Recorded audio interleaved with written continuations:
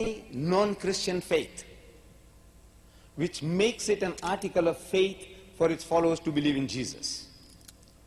No Muslim is a Muslim if he does not believe in Jesus. We believe that Jesus Christ was one of the mightiest messengers of God. We believe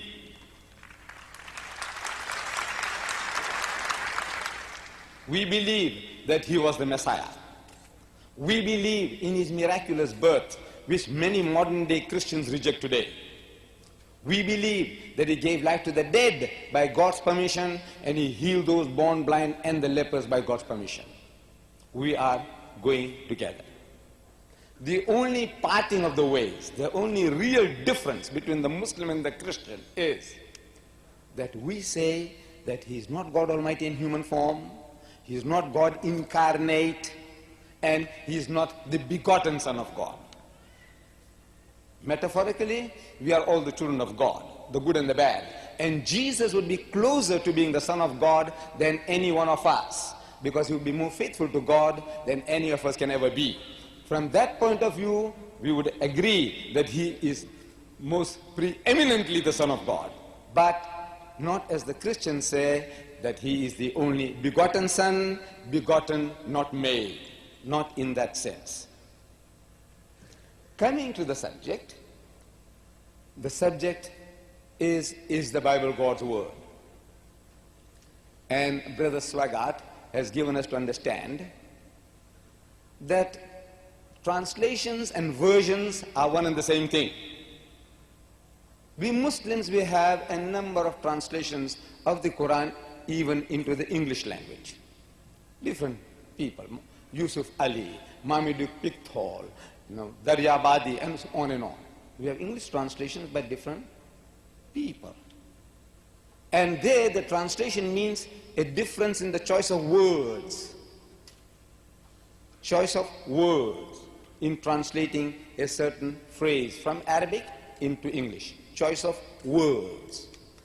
Versions are quite a different thing. Look, here. I have in my hand this Bible, which Brother Swaggart as well as many Protestants do not accept as the Word of God. This is the Roman Catholic version of the Bible, the Douay or Reims version of the Bible. This Bible has 73 books.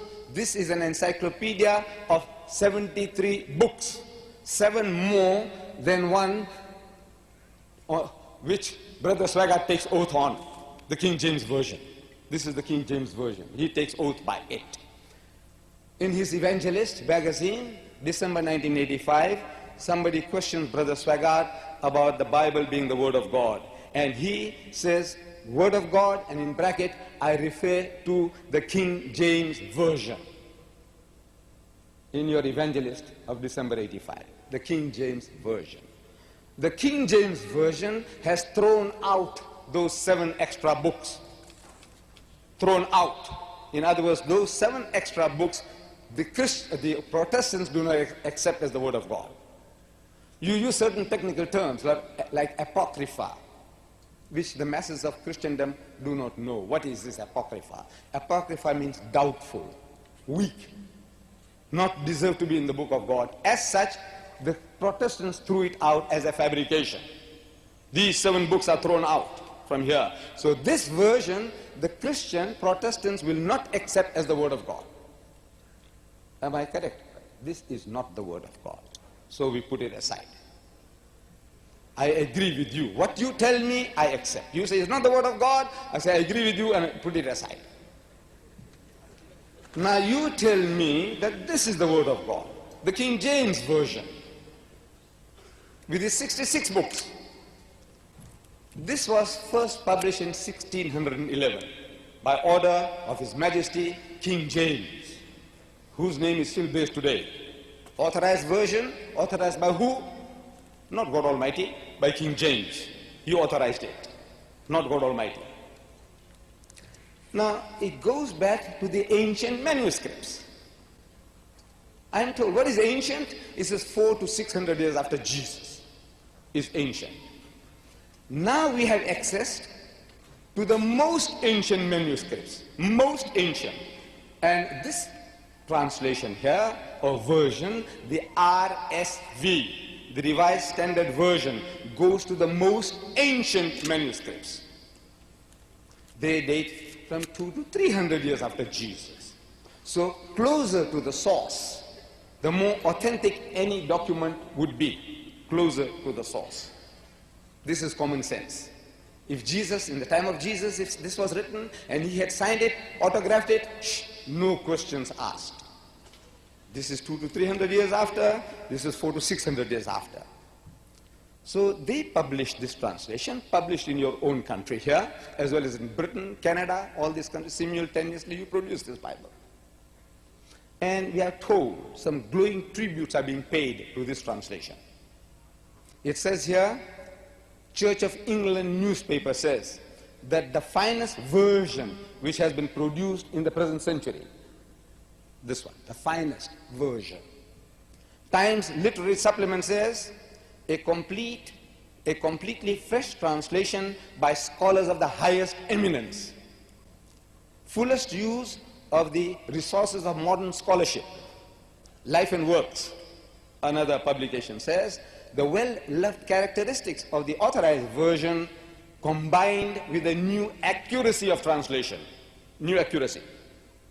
And the Times of UK, England, says, the most accurate and close rendering of the original. These publishers of this Bible, the one who got it about first in 1952, they pay some glowing tributes to the King James Version. And I would be disrespectful or failing in my duty if I didn't read those tributes out to you. Why, Brother Swaggart loves it, and I myself.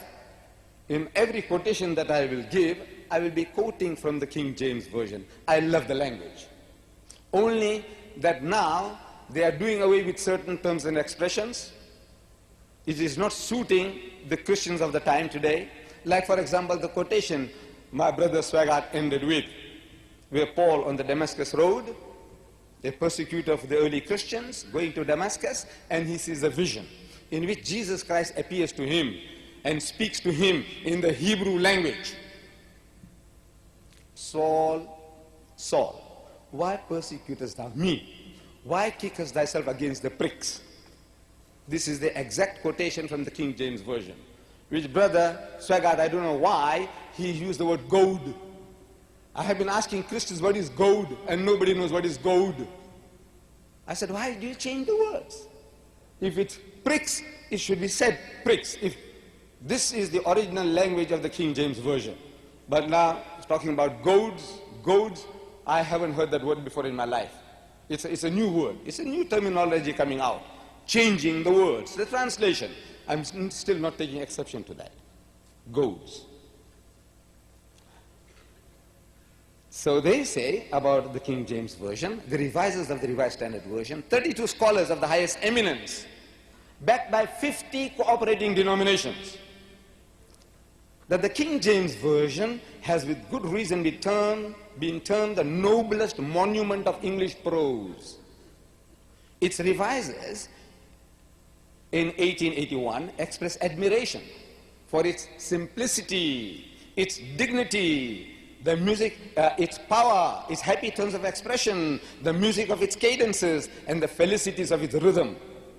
It entered as no other book has into the making of the personal character and the public institutions of the English-speaking peoples. So we owe to it an incalculable debt, the English-speaking peoples. The Americans, the Canadians, the British, and people like me who have adopted English as our mother tongue. I speak English better than any other language. It's not as good as Brother Swaggart's, but English happens to be my mother tongue because I dream in English and I swear in English. That makes it my mother tongue, according to the psychologists. Now, this is the tribute. If somebody paid such a tribute to the Quran, I can't imagine a Muslim scholar bettering it. Now, prepare for the shock. I said, prepare for the shock. from these 32 scholars of the highest eminence back